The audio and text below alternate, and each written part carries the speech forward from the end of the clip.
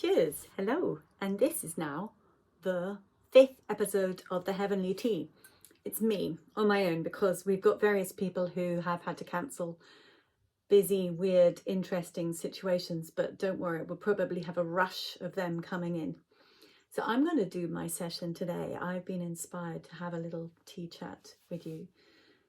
Conversations I've had this week have been about confidence. One of the things I always talk about in my work with children is their confidence, but I don't actually use that word very much. We just do all the work to gain it. All of the different aspects of being and being creative and being self-aware to regain and retain and show your confidence. And there was this interesting conversation with some adults and my adult colleagues about having it, confidence, or not, as though it was a God-given characteristic that you were born with. Now, I think it is a God-given characteristic that we humans are born with, but mostly it gets eradicated, eroded, and hidden in a corner by all the kind of situations into which we're born. And that might even happen when you're still gestating in the womb of your mother. But it doesn't mean that it's a hopeless case. You can definitely win your confidence back, real confidence. And I wanted to talk about what that is.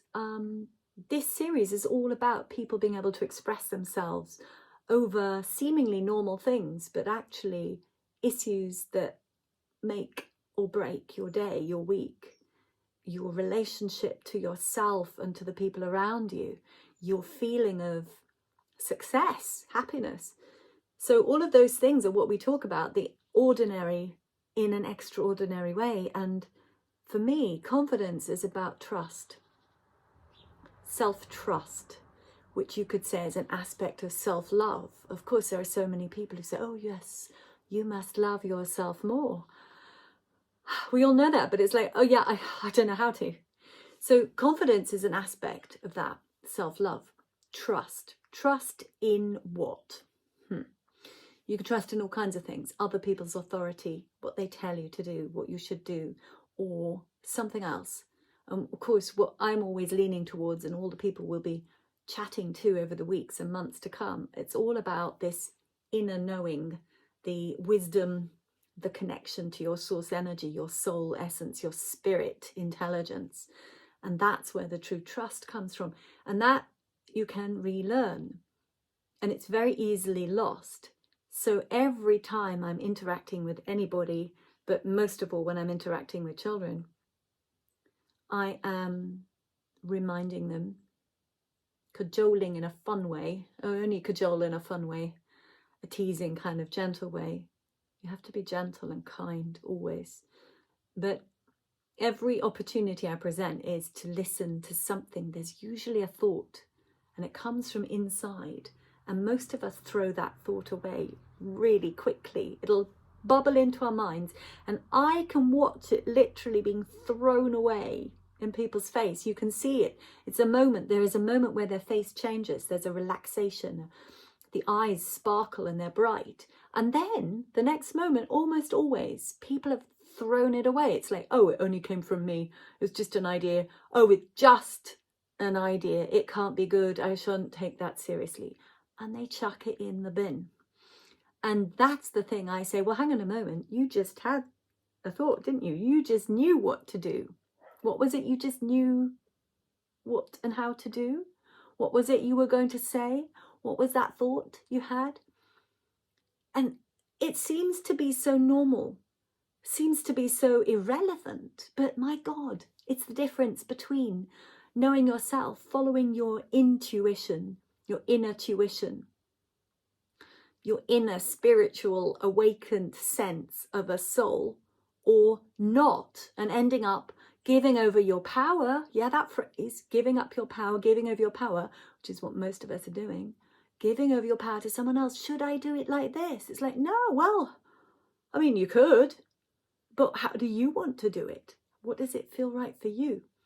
So this thing of recognizing that moment when an idea comes through you, it's usually a tiny moment. It's a split second.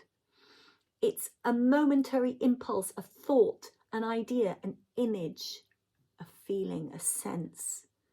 And the idea of self-trust, which leads to confidence, which is the outer expression of self-trust, is when you take it seriously.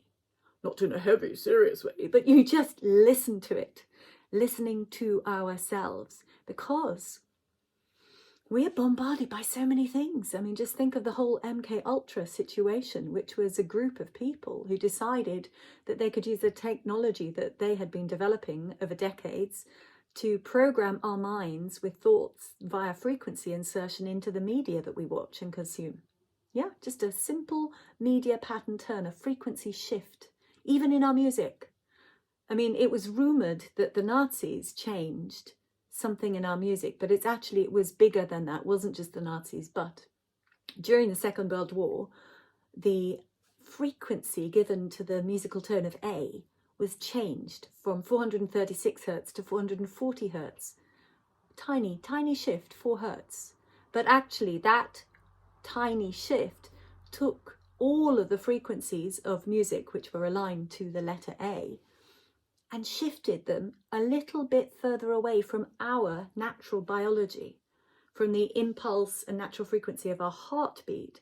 And so it meant that every piece of music, no matter how beautiful, was just off, just sending us off kilter a little bit. Just now, if you think of how tiny and quiet the still small voice is from within, and then you think of all of the music being sent just 4 hertz off, I mean, that's just so sneaky,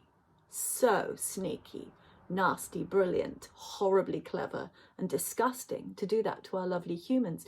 Now, that's one of the more obvious traceable things, the shifting of the frequency of the note A, the pitch of that note. But there are so many other things, all of the radio signals we listen to, the television, there are sub-frequencies which are put into all of the sounds.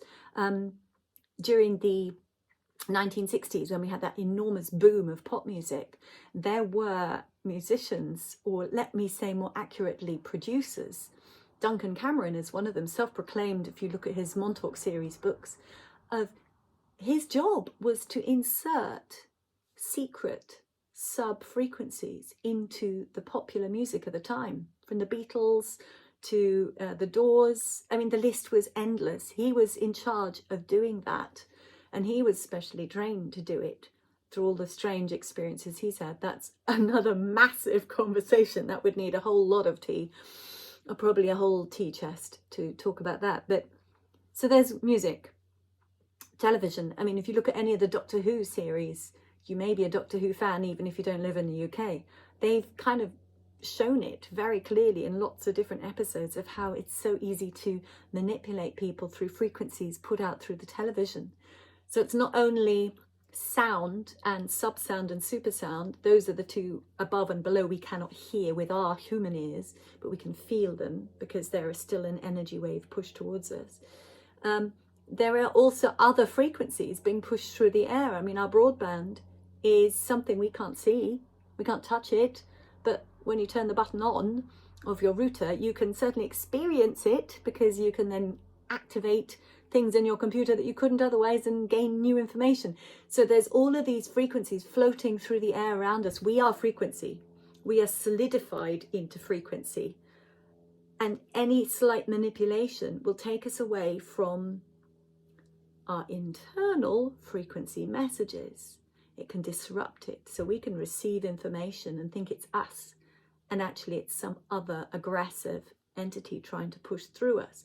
So we have this tough job of discernment, and that's why people throw away the ideas, because every time they've had one as a child, usually it's been doubted, usually it's been disregarded, usually it's just disregard, sometimes actively pushed away, and we learn that's what we should do, push it away. So confidence comes from not pushing away, and on a longer period it also comes from recognizing what you're tuned into. And if you're tuned into your own internal happiness, such if you're on that search for joy, I don't mean from depression to joy, I mean if you're going from one uplifted moment to another, the frequencies you do receive are going to be of that wavelength of the uplifted. So you can actually keep going quite well, sort of surfing on a wave of connection to your inner being, if you stay, and you can then also listen and value and receive your inner tuition. So confidence is a kind of building situation. It's exponential, in fact, once you start the ball rolling. And what confidence is a state of no fear. You can still have things that come in. I'm a happy being, but if a ball comes charging up the path, I am really pretty keen to get out of the way. So fear is also a warning, and that's how it should be in the right circumstances, rather than a cloud or a haze that surrounds us and influences our choices. So it's not that fear's wrong or bad, but it's fear in the right place. So confidence comes from self-trust, listening to the inner being, being able to know how to tune into that, being able to recognize it and value it. And then it comes from taking those impulses, the inner tuition, which say, go and do this. Talk to that person. Why don't you go over there? Why don't you pick this up? What about that book? Have a look at this website. So all of those little impulses that come when you are tuned in, when you are listening, lead you on this extraordinary path of discovery and opening. And it means that the things you do look at are things that feed back to you in a positive way, and your confidence grows and grows and grows. And the people who are not confident are the ones who are finding they're not trying new things, because they're not listening to that inner impulse. And our inner is always giving us impulses, because that's just its nature. I mean, look at this picture. Can you see this picture here? I'm sure you can. So it was painted 30 years ago when I was pregnant with my beautiful first son. And when I look at it later, when I've been looking at this over the years, I realized that I kind of programmed in so much about my children and my family, and even the relationship between myself and their father. And that's an extraordinary thing. And that's why I keep it hung in my house. It's a very simplistic, naive style. But you can see, I have 3 children. You can see the 3 butterflies. You can see the 3 little whelk shells. You can see this relationship of different kinds of shells. This is all to do with, again, the different aspects of my children. And there's a masculine shape in there and a feminine, and this sort of flow of energy. I was very much drawing and painting flows of energy at the time. Well, I still do, just in different ways. And this painting I had painted the 30 years ago and just had it because I knew it represented a joyous state of being as I'd painted it. And it was maybe decades later, 2 decades later, that I was looking at it and realizing it. I had been giving myself information in advance. And what's the point of having information in advance? It's actually a feedback loop. So it's also part of this confidence, because just as you can have little tiny quiet impulses in your mind, you can be clairaudient, clairsentient in your feelings, clairvoyant, you're seeing things. There are many other different kinds of clairs, but the point is that this is the message from your inner. So when you've painted something like this 30 years ago, and then maybe 20 years later, you realize, oh, I just gave myself truth messages about the qualities of my children and who they will be and what will happen and the relationship between us and between the father. And you're feeding back more confidence, because you're showing yourself how to trust the knowledge of the inner being coming through into our physical realm. So simple, is it? Maybe. What it's all about is valuing yourself enough to give yourself that moment of time and love, and take those impulses, take them seriously, listen to them, honor them, expect them. To remind yourself of what you're tuned into. If you're feeling depressed and you get an idea, it's highly likely that that idea is not going to have come from a particularly good place. And generally, if you are feeling depressed, you'll get not very nice ideas. So what is your job? If you're feeling under par, it would be to try gently to bring yourself up, to feel a little better. And once you get to a neutral state of, we call it peace, is the neutral spot. Then the impulses that come through, the little intuitive guidance, that's your inner being able to message you above all of the other frequency programming around you. And if you follow those, that's how you increase your confidence. That's how you increase your creativity. That's how you increase your connectivity, of course. So once more, yes, you can boost the confidence. And so if you are being the loving person for somebody else who's wanting to increase their confidence, you can be the one who recognizes when they turn away from a good inner impulse. You can be that reflection, like a mirror, and say, I just see you just threw that brilliant idea away. And so you can also be the one, sometimes, you don't have to, but if you notice them falling down and you know something that makes them laugh, do the thing that makes them laugh, because the next impulse they get might be something which is great and which takes them forward and moves them into that place of inner trust and building their confidence. So nothing is ever lost, even when we're sad, when we're mourning and grieving and doubting and fearing. We are just 2 steps away from tuning in to our inner tuition, that connectivity to ourselves, especially if we're helped by those of us who know about love and joyful sharing. So, of course, if you're watching and being part of my Heavenly Tea Party, that's you. Now go forth and instill the confidence. No, you don't need to instill it. Just remind people and watch their confidence flourish and blossom. Tune in soon. And of course, this will go on YouTube, but you can also find this channel on Rumble, the Heavenly Tea, if you just type that in.